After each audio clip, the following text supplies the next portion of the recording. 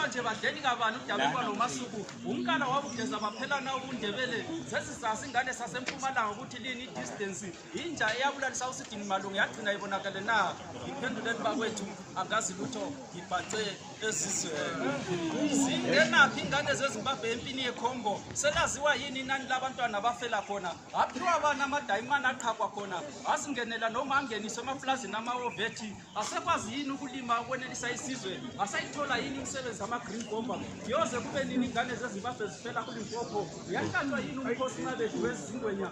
Uphenduleni bakwethu angazi lutho ibhace ezizweni.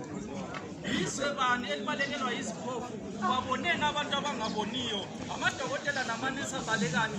Aqoshwa yini amatitsha abafundi besala. Ibani ayilwa lebala lomuntu uHulumende.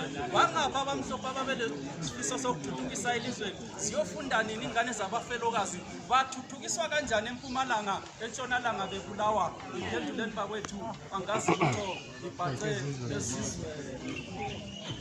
Nampandulo sitawulo msitotalayo. In the land between Limpopo and Zambezi there is a nation. In the land between Ukubona and Njani there is a nation.